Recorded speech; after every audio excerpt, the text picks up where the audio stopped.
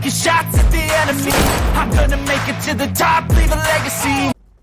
What's up guys, it's the Couch Bear here, bringing you another video. In today's video, we're going to go over all the information that was given to us at Call of Duty Next. We will be covering the information about Modern Warfare 2, Warzone 2, and Warzone Mobile. We have a lot to go over, so let's get right into it, starting with the thing that we know the least about, Warzone Mobile. As we expected from teasers we got over the last week or so, the map for Warzone Mobile is indeed the legendary Verdansk. This is great news for those who have been itching to get back into the classic map. To coincide with the classic map is the return of classic streaks. Precision airstrikes, cluster strikes and UAVs all feature in the buy stations, and I'd imagine there's ground loot as well. You can also complete contracts to get some extra cash for those buy stations.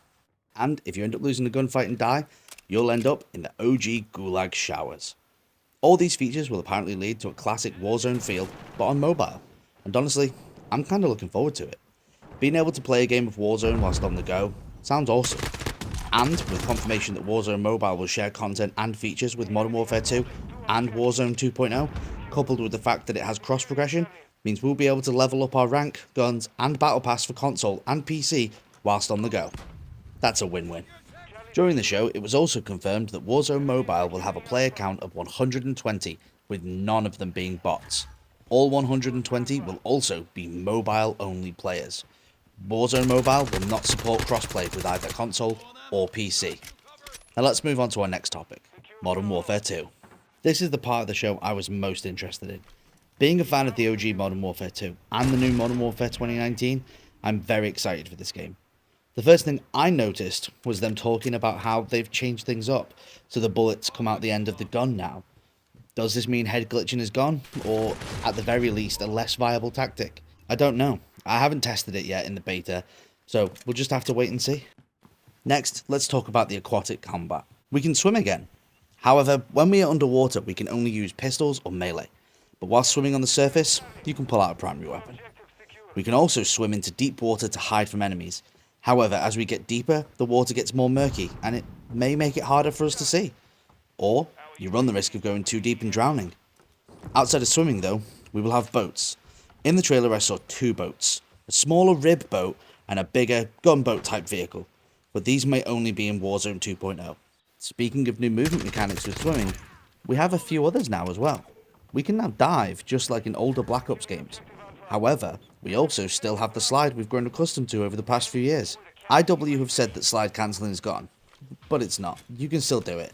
It's just not done in the same way it used to be. Another new movement option is a ledge hang. Much like when you used to climb to the top of a ladder, pull out a pistol and peer over the top, you can now do a high mantle to a ledge and just hang on the edge, pull your pistol out and aim over the top.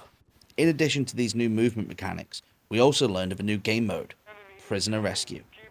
This new mode is a round-based attacker versus defender mode, much like Search and Destroy. But unlike Search and Destroy, you won't be blowing up bomb sites, and you can revive dead teammates. As the name implies, you'll be rescuing AI prisoners. Defenders are tasked with stopping the attackers from getting to the prisoners. Attackers have to go in, find the prisoner, and carry them to extraction. Whilst carrying the prisoner, you can only use a pistol or fists. To help out the attackers, when they pick up the prisoner, they get a single radar sweep to reveal enemies on the map, as well as the objective icon above the prisoner's head disappears for the defending team, meaning they have to fall back to the extraction and stop the attackers.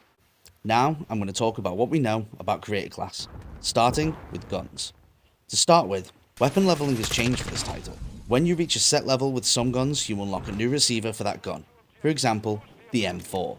When you reach level 13, you unlock the receiver for the F-TAC Recon, turning your assault rifle into a battle rifle. But all of the attachments you unlocked for the M4 can be used on the F-TAC Recon. This appears to be how we unlock most weapons that can be grouped together in a weapon family. Next up, perks. This year, we get 4 perks on a class.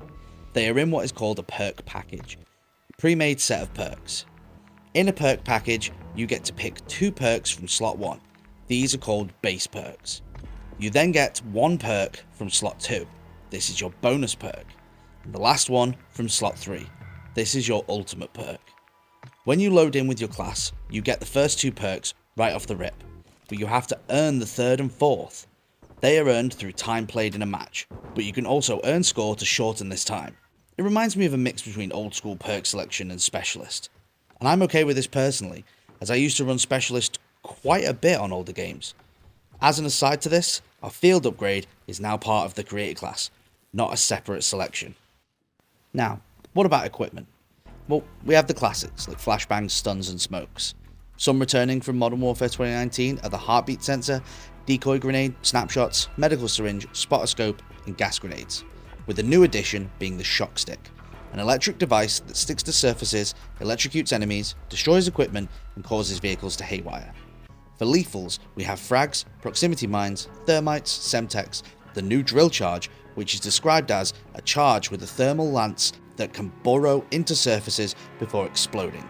We also have C4. Phase Jeff's gonna love that. Throwing knives, molotovs, and finally, the trusty old claymore. Now onto maps. The maps are described as being more straightforward and refined when compared to Modern Warfare 2019. They play faster and have more visual diversity and a brighter colour palette. From what I've played, they do seem much brighter, and they do flow better. We also learned about battle maps. These are sections of the new Warzone 2.0 map. More on that later. These sections are cut off from the rest of the Warzone map to be used for us to play Ground War on. Speaking of Ground War, it's getting a new mode, Invasion. This was described as Big War Team Deathmatch. Each team has 20 real players and 20 AI. They said this mode was more chilled with the announcer not screaming at you. And it was also mentioned that if you went too far into the enemy's spawn, the AI would start to hunt you down. The final thing I have to touch on for multiplayer is third person view. This was shown off in the trailer, and some gameplay at Next. When playing in third person, you see a whole character model, and can even 3-peek corners and walls. However, when you aim in, it changes to first person view. One of the devs also spoke about third person on the desk. It was said that third person is a modifier they can turn on for all modes, even Battle Royale. This is a game changer for LTM playlists, with both Modern Warfare 2 and Warzone 2.0 being able to take advantage of this. Now, let's talk about some PvE content coming to Modern Warfare 2. Let's start with our third mode, Spec Ops. It's back, but this time the devs have said they looked at old campaign and Spec Ops missions to help build it. It is a 2-player asymmetric co-op experience. The example given was one player as boots on the ground, the other providing air support. Not much else was said, except that there was more info to come. Now, raids. Holy fucking shit. I am a massive fan of the Destiny franchise, so when I hear the word raid, I get very excited. Not much was said about raids. All the info we got was that they will have a narrative that unfolds across the missions and ties into the campaign. They will require a lot of communication and coordination, will take a couple of hours, and are built for 3-person teams. Oh, and that the first one will release in the middle of Season 1. Right, now on to the bulk of the information. Warzone 2.0. This is the thing I feel we got the most information about, and it's probably the thing most people are excited for. So let's jump right in there with the new map, Al Mazrah. This map has apparently been getting worked on since 2020, and is the biggest Battle Royale map ever made for Call of Duty. This map features expansive desert settings with a mix of industrial areas, towns, cities, and water.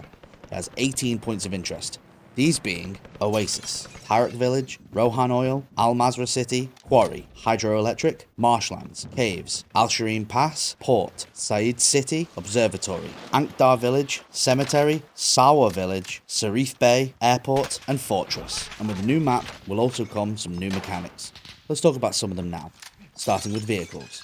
Infinity Ward have implemented new physics and handling models for vehicles in Warzone 2.0. This means vehicles have weight behind them. Some are heavier than others, and will handle different, and react to explosions differently. You can shoot out tyres to affect a car's handling. Other vehicle changes include the ability to climb on the roof of vehicles from the inside whilst moving, and you can now lean out of the windows to shoot as well. These two things will most likely help with vehicle-to-vehicle combat. Speaking of vehicle combat, after a fight, if your vehicle is looking worse for wear, you can now repair them at a gas station. Not just that, but refuel them as well, because vehicles now have fuel gauges, so you better watch out how much you've used whilst traversing this new huge map. Now, let's talk circle mechanics. To start with, I don't think it's gas anymore. It looks like it's now a sandstorm of some kind, and the circle can now split into 2, 3, or even 4 smaller circles before eventually coming back together towards the end of the game. I'm not sure how I feel about this one. I think it may slow down the action and be an artificial way to make games last longer. Other new small features for Warzone 2.0 are that you can now use elevators to go up and down instead of zipping up and down the shafts, and Warzone 2.0 has proximity chat. This will definitely lead to some very funny moments. And any of the new Modern Warfare 2 mechanics will most likely feature in Warzone 2.0 as well. The two games were built to work together after all. Now, let's talk about how you will be gearing up in Warzone 2.0. To start off, we still have those humming chests, but when you loot them, the gear doesn't jump out and lay on the floor. Instead, it opens up a small menu, very similar to how Blackout worked. Infinity Ward have also changed up the logic of looting. If you want weapons and ammo, you're best looking for military looking crates. You want health items? Look in a medical cabinet in a bathroom. Also, if you want to have 3 armor plates, find a plate carrier, because you can only carry 2 if you don't have one. And if you want to carry extra items, get a backpack. And there's apparently a few different sizes of backpack as well. Now, let's talk about the elephant in the room. In the current build of Warzone 2.0, there are no loadout drops, but you can still get loadout items in a few different ways. Firstly, you can buy weapons from buy stations.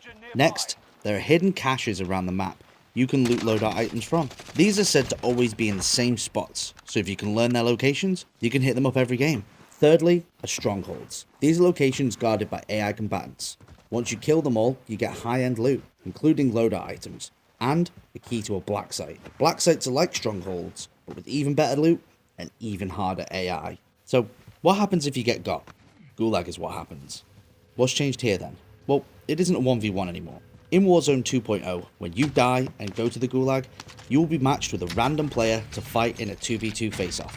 However, it was mentioned in the show that if you and your squad mate die at the same time, there is a chance that you could be matched with them in the Gulag instead of a random.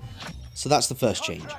The second is that you don't spawn with a loadout. You have to loot weapons and equipment off the ground for your fight to escape. Speaking of escape, it was mentioned that there are multiple ways to escape. You can do the classic and wipe out the enemy team. A key can be found that can be used to escape through the door at the back of your Gulag spawn. And finally, there is AI in the Gulag. One of these AI is called the Jailer.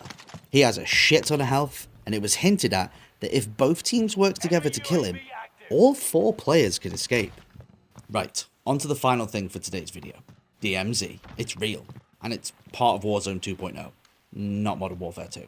DMZ is Call of Duty's take on the extraction genre. This means you define your own win conditions and what you do in the game. The mode is played on the entirety of Al Mazrah, with other players on the map as well as AI. A lot of AI. Not only will they be at strongholds, they will have control of large sections of the map, as well as patrol outside of these areas and strongholds. These AI were described as formidable foes that will command your respect. I am very excited for this mode, and whilst we don't have much information to go off, we will learn more about DMZ and Warzone 2.0 in the coming months before they both launch with Season 1 of Modern Warfare 2 on November 16th. Okay, that was a lot to go through, but we made it to the end, and I hope you guys enjoyed this recap. Let me know what you guys are looking forward to the most from Call of Duty in the coming months. Leave a like if you enjoyed today's video, subscribe if you want to see more, and ding that bell to stay up to date. I'll catch you guys in the next one. Laters.